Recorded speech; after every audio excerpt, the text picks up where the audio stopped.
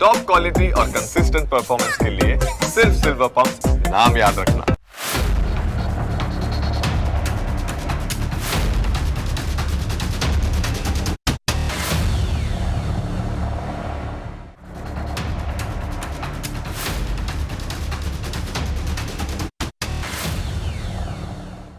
આજે અમે કુટિલતા અને કપટથી તમને ચેતવવા માંગીએ છીએ।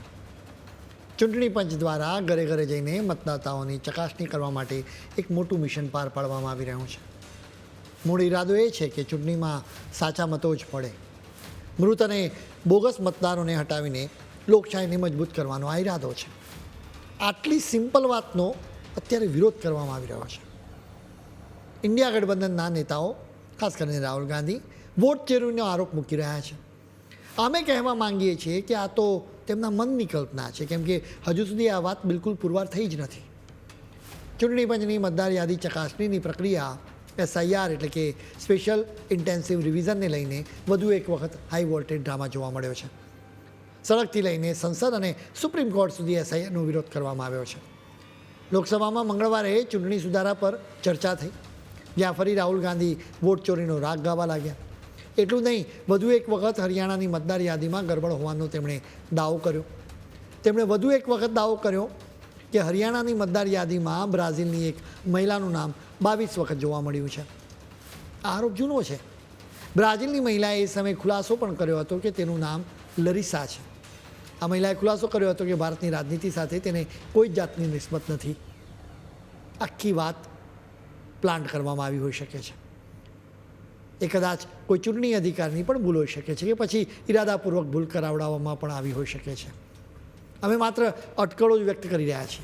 માની લઈએ કે આ બોગસ વોટર છે, તો એમાં વોટ ચોરીનો આરોપ ક્યાં આવ્યો? દરેક બોગસ વોટ બીજેપીને જ જાય એ વાત માની ન શકાય। રાહુલ ગાંધીએ ચૂંટણી પંચની ટીકા કરતી વખતે કેટલીક મર્યાદાઓ પણ ઓળંગી।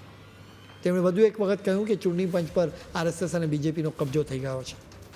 બીજેપીની છાવણીમાંથી નિશિકાંત દુબેએ રાહુલના આરોપનો જવાબ આપ્યો। તેમણે માત્ર એટલું જ કહ્યું કે હું RSSમાંથી આવું છું અને મને એનાથી ગર્વ છે। આપણા દેશમાં દરેકને બોલવાનો અધિકાર છે, કેમ કે કાયદો જ અભિવ્યક્તિની આઝાદી આપે છે। એ જ રીતે સંસદ સભ્યોને સંસદમાં બોલવાનો અધિકાર છે, પરંતુ એની આડમાં દેશના લોકોને દેશની સિસ્ટમની વિરુદ્ધ ઉશ્કેરી ન શકાય। રાહુલ ગાંધી ચૂંટણી પંચની વિરુદ્ધ અવિશ્વાસનો ભાવ જગાવવા માટે મિશન મોડમાં કામ કરે છે। એના માટે પ્રેસ કોન્ફરન્સ કરતા રહે છે, પરંતુ ચૂંટણી પંચમાં જઈને પુરાવાઓ રજૂ કરતા નથી। આવા ખોટા પ્રચારને લીધે ચૂંટણી પંચની પણ ઊંઘ ઉડી ગઈ છે। તેમણે પણ ટીવી ચાલુ કરીને બેસી જવું પડે છે। ચૂંટણી પ્રક્રિયામાં ગરબડનો આરોપ મુકાય તો એનો જવાબ આપવો પડે છે।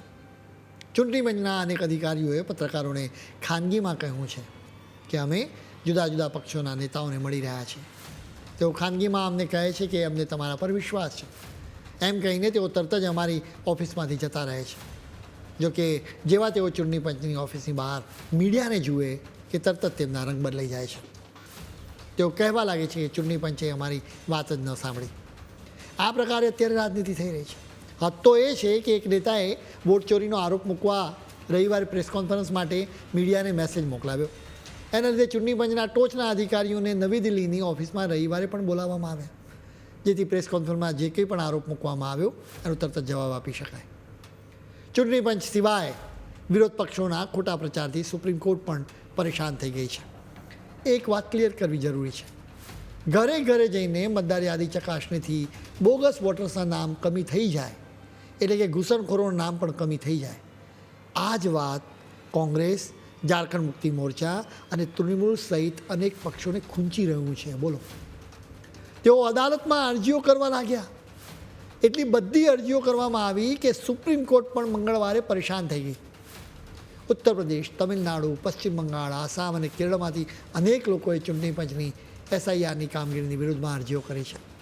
વળી આવી અરજીઓની સંખ્યા વધતી જાય છે, જેને જોઈને ચીફ જસ્ટિસ સૂર્યકાંતે કહ્યું કે અમારી ચિંતા એ છે કે તમામ રાજનેતાઓ લાઇમલાઇટમાં રહેવા માટે અહીં આવતા રહે છે। તેઓ વધુને વધુ અરજીઓ કરતા રહે છે, એટલે તેઓ આ મુદ્દાને રાજકીય બનાવી રહ્યા છે। આખરે ચીફ જસ્ટિસ સૂર્યકાંત અને જસ્ટિસ જયમાલા બાગચીની બેન્ચે એક આદેશ આપ્યો કે SIRને લઈને જેટલી પણ અરજીઓ આવે એને રાજ્યવાર અલગ અલગ કરવી એટલે સુપ્રીમ કોર્ટ દરેક રાજ્યના મુદ્દે સુનાવણી કરી શકે. સુપ્રીમ કોર્ટ કહે છે કે અરજીઓ આવ્યા જ કરશે તો એસઆઈની પ્રક્રિયા કાયદેસર છે કે નહીં એ મુદ્દે સુનાવણી ક્યારે શરૂ થશે. અદાલતે સ્પષ્ટ કર્યું કે સૌથી પહેલાં બિહારમાં એસઆઈની પ્રક્રિયાની કાયદેસરતાને લઈને સુનાવણી થશે, કેમ કે એના નિર્ણયની બીજા રાજ્યોમાં ચાલી રહેલી એસઆઈની પ્રક્રિયા પર અસર થવાની છે. વિરોધ પક્ષો દ્વારા સુપ્રીમ કોર્ટથી લઈને સંસદ સુધી એસઆઈઆરને એટલે કે મતદાર યાદી ચકાસણીની ચોક્કસ પ્રક્રિયાનો મુદ્દો ઉઠાવવામાં આવે છે.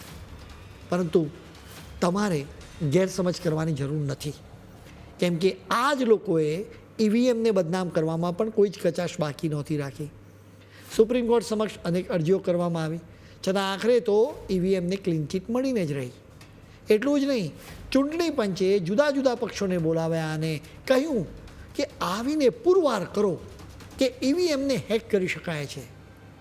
જાહેરમાં આરોપ મૂકનારા એક પણ નેતા હજુ સુધી પુરવાર નથી કરી શક્યા કે ઈવીએમને હેક કરી શકાય. રાહુલ ગાંધી સતત ચૂંટણી પંચને ઘેરવાની કોશિશ કરે છે, મોટા આરોપો મૂકતા રહે છે. કર્ણાટકમાં કોંગ્રેસની જીત થઈ તો એમાં તેમને ઈવીએમ બરાબર લાગ્યું. બિહારમાં કોંગ્રેસની હાર થઈ તો ત્યાં હવે ગરબડ લાગી. ચૂંટણી પંચ સ્વતંત્ર સંસ્થા છે. ખોટા આરોપો મૂકીને લોકોના મનમાં ચૂંટણી પંચ પ્રત્યે સંદેહ જગાવવાનું કાવતરું રચવામાં આવ્યું છે. ઇન્ડિયા ગઠબંધનમાં સામેલ પક્ષોને ડર છે કે ઇન્ડિયામાં રહેલા ઘૂસણખોરોની પોલ ખુલી જશે, એટલે કે પીએમ મોદીની સરકાર તેમને તગેડી મૂકશે. આ પણ કેન્દ્રીય ગૃહમંત્રી અમિત શાહે સ્પષ્ટ કહ્યું છે કે ઘૂસણખોરો માટે આ દેશમાં કોઈ સ્થાન નથી. બીજેપીના નેતાઓ આરોપ મૂકે છે કે ઘૂસણખોરોને બચાવવા માટે જ એસઆઈઆરનો વિરોધ કરવામાં આવી રહ્યો છે. દર્શક મિત્રો, આ અત્યંત ગંભીર વાત છે. તમારે સમજવાની જરૂર છે કે અત્યારે આપણા દેશમાં અસ્થિરતા સર્જવા માટે વિદેશી તાકાતો કામ કરી રહી છે. એનું કારણ એ છે કે આપણા દેશની સરકાર કોઈની પણ સામે ઝૂકતી નથી. આ વિદેશી તાકાતો ભારતમાં અસ્થિરતા સર્જવા માટે સરકારની વિરુદ્ધ લોકોને રસ્તાઓ પર ઉતારવા માંગે છે. તેઓ સરકાર અને સરકારી એજન્સીઓ વિરુદ્ધ ઉશ્કેરવા માંગે છે. એટલે જ તમારે શાંતિથી પરિસ્થિતિને સમજવાની જરૂર છે. જરાય ઉશ્કેરવાની જરૂર નથી.